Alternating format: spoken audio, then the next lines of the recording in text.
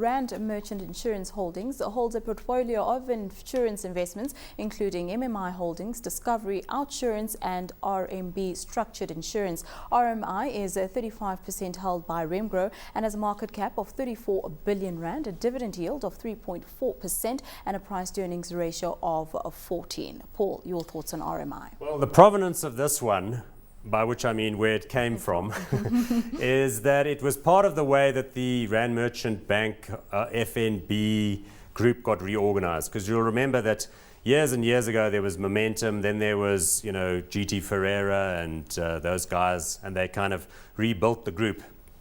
So it now feels to me like an investment holding company, because as you've pointed out there, it's got stakes in MMI, which is the metropolitan business with Momentum.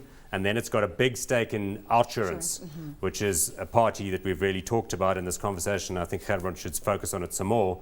And then you can put these other bits and pieces, big stake in Discovery as well, 25%. So my real question is, where is this group going? Because it's big, but it's kind of like got these sort of non-managed or semi-managed stakes in these underlying entities. So 83% they hold 83% of Outsurance, or what do you make of that? Is that their biggest kicker here?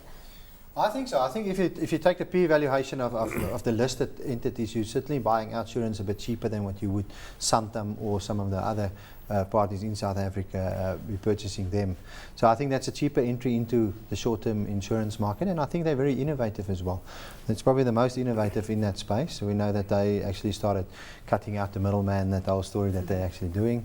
And they've also recently started almost like Discovery, but now starting with a life insurance business, the same type of business model that they did with the short-term insurance and are now applying to the life insurance model. So we do like that specific asset. It's been well managed, but we also are not too afraid of the Discovery holding, that they have 25% of Discovery and they also have 25% of MMI, and which is Momentum and Metropolitan, which recently has gone through merger, which I don't think we saw the benefits yet of that specific merger on cost-cutting exercises, etc. I think that will probably come through in the next 12 months to 18 months, a bit further. So we like it. It's ran hard. It's listed, I think, at 12 Rand a share.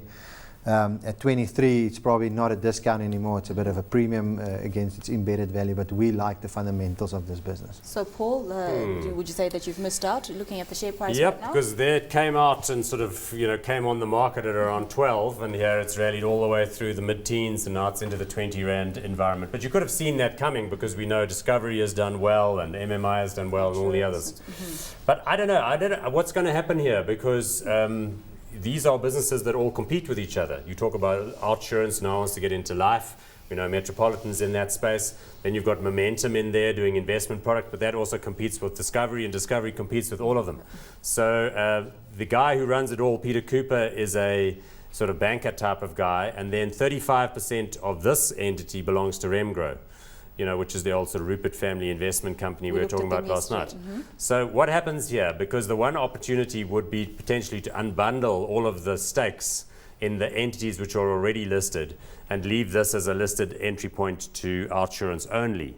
And my sense is if something like that were to happen, that could result in an unlocking of value. The only question is, would they want to do that? I'm not sure.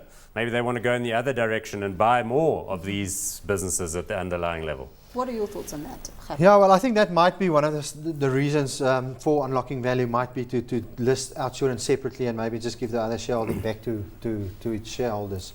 That might unbundle it. Like we said, I think it's a cheaper entry at the moment, especially in the short-term insurance industry. So that might make sense from Paul's point of view. It is a bit competing products, but I mean, if you look at over the past 10 to 20 years on First Rand, they spinned out Discovery, they spinned out Momentum, and all of these companies have been successful over the period in South Africa. So maybe they got some other growth prospects, etc. Out there. But certainly that might be one of the compelling arguments for stakeholders out there. So with all of that, hot or not for you? Now, we like the stock. We still think it's hot. We've been holding the stock for quite some time. But yeah, it's certainly not cheap anymore, but we like the stock. Hot for you. Paul, hot or not? I think I'm going to go with hot, and we can come back and talk about this later, but I think I'm going with hot on the idea that maybe there's a restructuring play here, which I like those stories. All right, 2 hots on RMI.